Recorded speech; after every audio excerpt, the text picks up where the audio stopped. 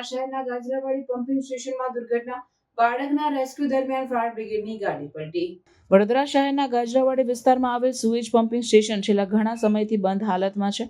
આ જ સ્થળે એક બાળક રમતો રમતો સ્લેબ પર ઊભો રહ્યો હતો ત્યારે અચાનક સ્લેબ તૂટી પડતા બાળક નીચે પમ્પિંગમાં પડી ગયો. દુર્ભાગ્યે તૂટી પડેલી સ્લેબ બાળકના માથા પર આવી પડતા ગંભીર ઈજા થઈ. ઘટનાની જાણ થતાં સ્થાનિક પોલીસ અને 108 એમ્બ્યુલન્સને તાત્કાલિક જાણ કરવામાં આવી.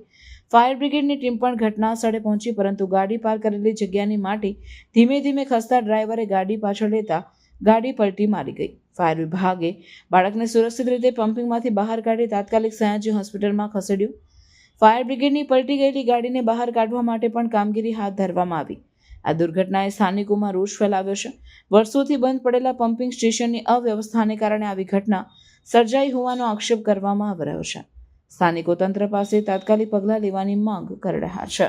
કોલ મળ્યો તો શું ઉત્તર કર્યું? અમને કંટ્રોલ દ્વારા જાણ મળેલી કે એક છોકરો સુએજની અંદર ઉતરી ગયો છે, પડી ગયો છે, જેની બચાવ કામગીરી કરવા માટે અમારા ટીમ સાથે, ગાજરાવાડી ટીમ સાથે અમે ઘટના સ્થળ ઉપર આવેલા. અને એ જે છોકરો હતો, મોટો સ્લેબ હતો, સ્લેબની ઉપર ઊભો હશે કે કંઈ હશે, એમાં પડી ગયો ને એના ઉપર સ્લેબ આવીને એનું માથું ફાટેલું હતું. તો અમે આવ્યા પછી સ્લેબને બહુ એ કરીને એ જે સ્લેબ હતો એ દોરી બાંધીને હટાવીને એ છોકરાને બહાર કાઢેલી છે. શું હાલત છે અત્યારે? બાળક મોત થયું છે? એ હું કહી ના શકું, એ તો ડૉક્ટરની એ હોય છે, અમે કહી ના શકીએ એના બારામાં. હવે એને પોલીસને બોલાવી છે, એમ્બ્યુલન્સ બોલાવી છે, આગળની કાર્યવાહી થશે. આપણી ગાડી પણ ધસી પડી છે, માટીની અંદર ધસી હતી. હા, એ ઘટના સ્થળ ઉપર આવ્યા પછી બાજુમાં કંઈ એમને પાર કરેલી અને ડ્રાઈવર અમારી જોડે બી રેસ્ક્યુ કામમાં હાજર હતો.